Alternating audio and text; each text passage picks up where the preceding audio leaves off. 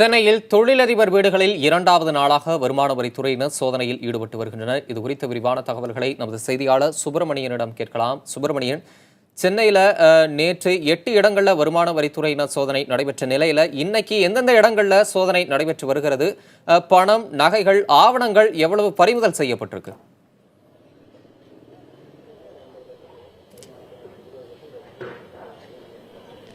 தொழிலதிபரும் ஒப்பந்ததாரருமான சேகர் ரெட்டியின் வீடு அதே போல அவரது உறவினரான சீனிவாச ரெட்டி, அவரது நண்பரான பிரேம் ஆகியோரது வீடுகளில் நேற்று சோதனை நடத்தப்பட்டது. 8 இடங்களில் சோதனை நடத்தப்பட்டது. குறிப்பாக சென்னை, வேலூர், திருவள்ளூர் ஆகிய இடங்களில் இந்த சோதனை நடத்தப்பட்டது.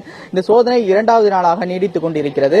தற்போது நான் நின்று கொண்டிருக்கக்கூடிய இடம் டி நகரில் இருக்கக்கூடிய சாம்ப சிவம் தெரு. இந்த பகுதியில் இருக்கக்கூடிய சேகர் ரெட்டியின் மற்றொரு வீட்டில் சோதனை நடத்தப்பட்டு வருகிறது. இன்று காலை 8 மணியிலிருந்து சோதனை நடத்தப்பட்டு வருவதாக அதிகாரிகள் தரப்பில் தெரிவிக்கப்பட்டிருக்கிறது.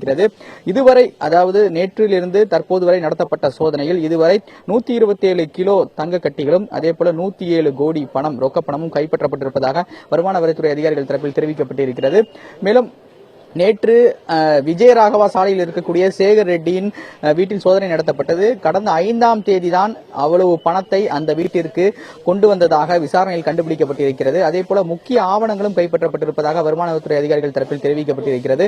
முகப்பேர் மேற்கு பகுதியில் இருக்கக்கூடிய சீனிவாச ரெட்டியின் வீட்டிலும் சோதனை நடத்தப்பட்டிருக்கிறது. அங்கும் பணம் கைப்பற்றப்பட்டிருப்பதாக அதிகாரிகள் தரப்பில் தெரிவிக்கப்பட்டிருக்கிறது. ஆனால் அதனுடைய விவரங்களை வருமான வரித்துறை அதிகாரிகள் தெரிவிக்க மறுத்துவிட்டனர். இந்த நிலையில் இன்று காலை சாம்பசிவன் தெருவில் இருக்கக்கூடிய சேகர் ரெட்டியின் மற்றொரு வீட்டில் சோதனை நடத்தப்பட்டு வருகிறது. இந்த வீட்டில் இன்று காலை 20 அதிகாரிகள் சோதனை மேற்கொண்டு வருகிறார்கள். ஆவணங்கள் வைத்து அவரிடம் விசாரணை நடத்தப்பட்டு வருவதாகவும் தகவல்கள் வெளியாகி இருக்கிறது. தொடர்ந்து சோதனை நடத்தப்பட்டு வருகிறது. மேலும் இந்த வீட்டில் கண்காணிப்பு கேமராக்கள் பொருத்தப்பட்டிருக்கிறது. கடந்த 5ஆம் தேதி இந்த வீட்டிற்கு யார் யார் வந்தார்கள் என்ற கோணங்களில் விசாரணை நடத்தப்பட்டு வருகிறது. அதை வைத்து ஆய்வும் செய்யப்பட்டு வருகிறது.